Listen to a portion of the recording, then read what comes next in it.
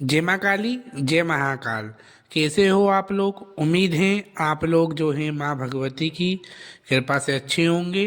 बालाजी महाराज और भैरव बाबा का आशीर्वाद जो है आपके ऊपर और आपके पूरे परिवार के ऊपर बना होगा।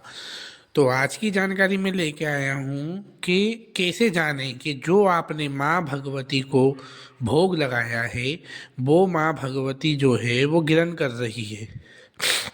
मेरे पास ये कमेंट में जो है प्रश्न आए थे लोगों के, तो इसलिए जो मेरे अनुभव है मैं उनके द्वारा जो है वो बता रहा हूँ कि माँ भगवती जब आपका भोग ग्रहण कर लेती है तो वो आपको कैसे पता लगता है।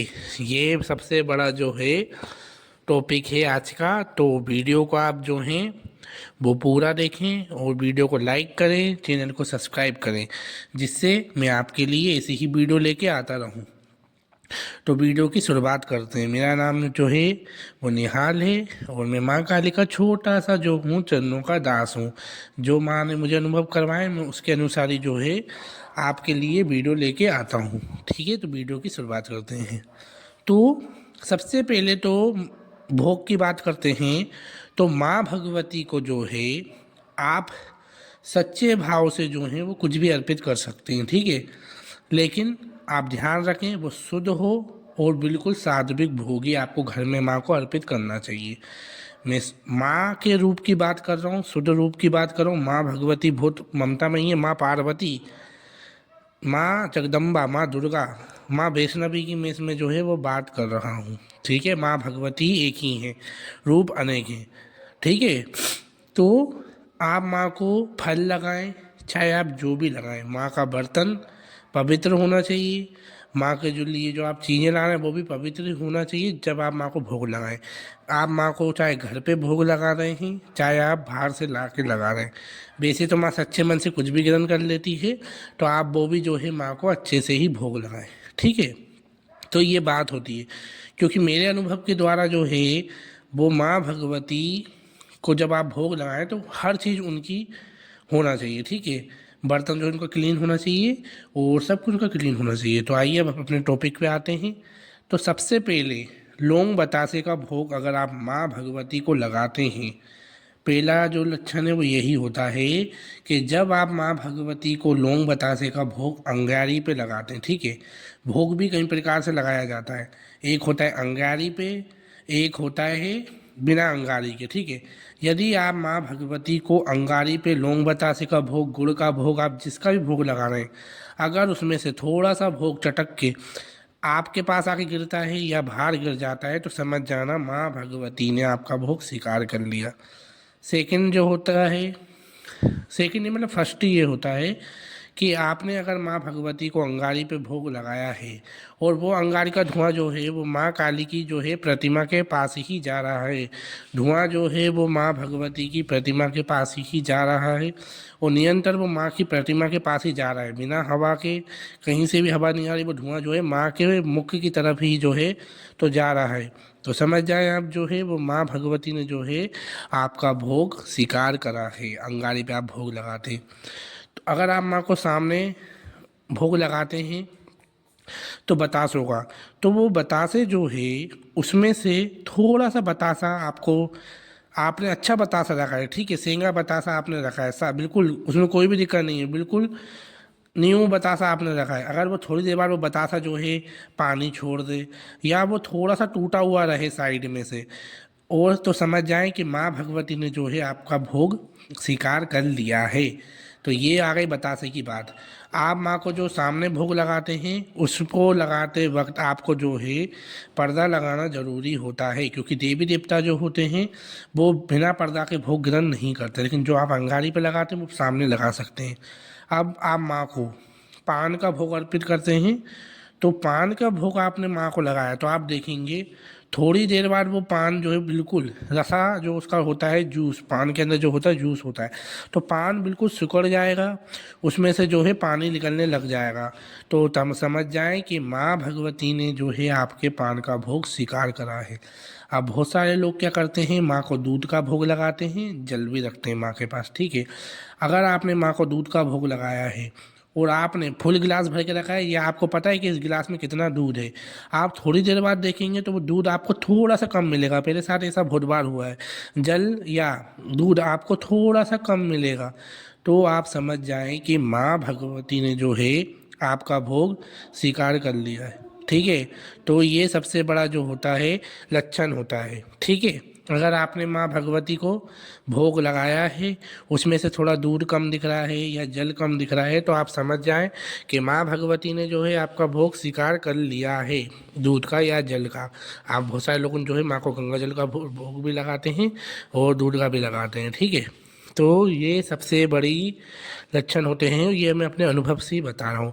अब आपने माँ को सब्जी, और सब्जी का भोग अगर आप लगाएं तो माँ को ऐसी होना चाहिए जो बिना प्याज लहसुन की हो। ठीक है, उसमें प्याज लहसुन नहीं होना चाहिए। अगर माँ की आप घर में वैष्णु रूप में शुद्ध रूप में माँ की पूजा कर रहे हैं, माँ दक्षिणेश्वरी काली की अगर आप पूजा कर रहे हैं, तो क्योंकि माँ जो होती है उनको प्याज लहसुन से बिल्कुल पसंद नहीं है। माँ दक्षिण काली जो है वो बिल्कुल शुद्ध रूप में माँ पार्वती का ही रूप है, माँ दक्षिणा काली जो है। ठीक है, तो आप उनको अगर सब्जी रोटी का भोग लगाते हैं तो रोटी जो है उस पर आपको है ना थोड़े सिलबट्टे लगेंगे। पर सिलबट्टे कैसे होते हैं, जैसे वो रोटी जो है ना उसमें सिलबट्टे सिकुड़ सी जाएगी थोड़ी थोड़ी। ठीक है, आप भोग लगा गए, वो थोड़ी सिकुड़ सिकुड़ सी जाएगी, और है ना इस प्रकार से जो है वो रोटी जो हो जाती है। ठीक है, तो ये जो है अगर आपकी रोटी भी जो है थोड़ी थोड़ी सी सिकुड़ गई है, ठीक है, अगर वो थोड़ी थोड़ी सी उसमें जो है ना बीच बीच में से ऐसा आ गया है जैसे ना ये किसी ने इस रोटी को जो है मसल दिया हो। ठीक है, जैसे कोई इंसान रोटी लेगा उसको हाथ में पकड़ के ऐसे करेगा ना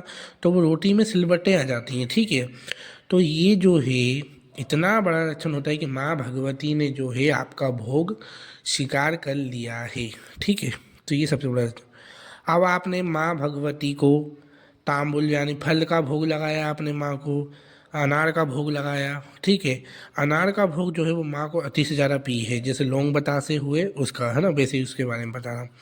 तो अगर आपने माँ को अनार का भोग लगाया है और वो अनार के ऊपर भी जो है, मेरे साथ ऐसा बहुत बार हुआ है, बिल्कुल मैं अनार जो है वो ठीक लाता हूँ, अगर वो अनार के ऊपर काले काले से निशान हो जाए, काली सी लाइन बन जाए, ठीक है, लंबी सी, तो समझ जाए माँ ने जो है अनार का भोग जो है आपका स्वीकार कर लिया है। अब फल के साथ भी ऐसा ही होता है, सेब वगैरह या कुछ भी आप माँ को केला अंगूर जो भी भोग लगाते हैं, ठीक है, आप बिल्कुल तरोताज़ा जो है माँ को फल अर्पित करेंगे।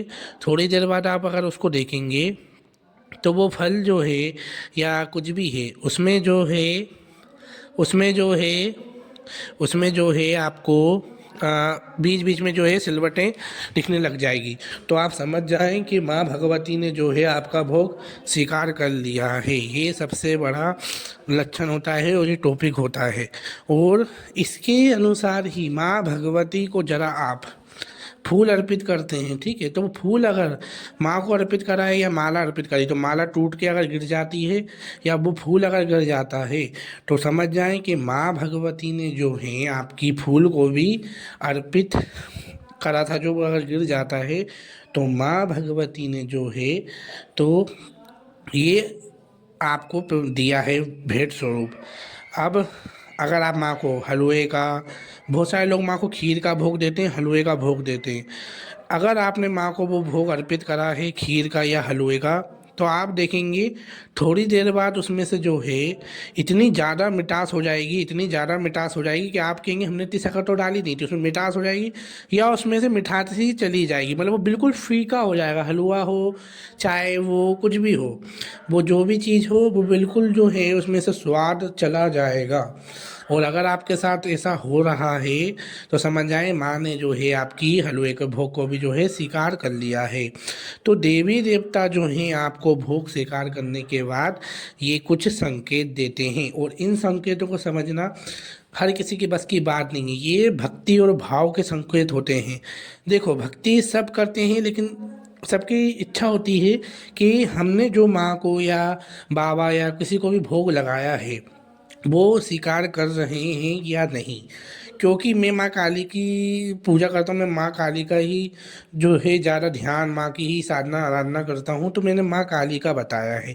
अगर आप और कोई देवी देवता की पूजा करते हैं तो सेम टू सेम यही सिस्टम जो है उनके साथ भी होंगे।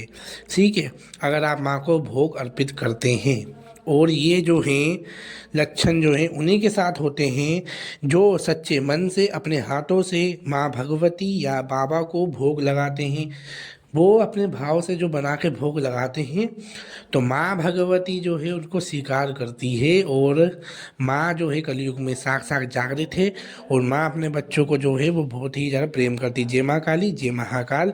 अगर आपको वीडियो पसंद आती है तो आप चैनल को सब्सक्राइब करें, ज़्यादा से ज़्यादा लाइक करें, जिससे आने वाली वीडियो का नोटिफिकेशन आपके पास मिल जाए। मेरा नाम जो है वो निहाल, मैं आपके लिए ऐसी ही वीडियो लेके आता रहूँगा। जय माँ काली, जय महाकाल।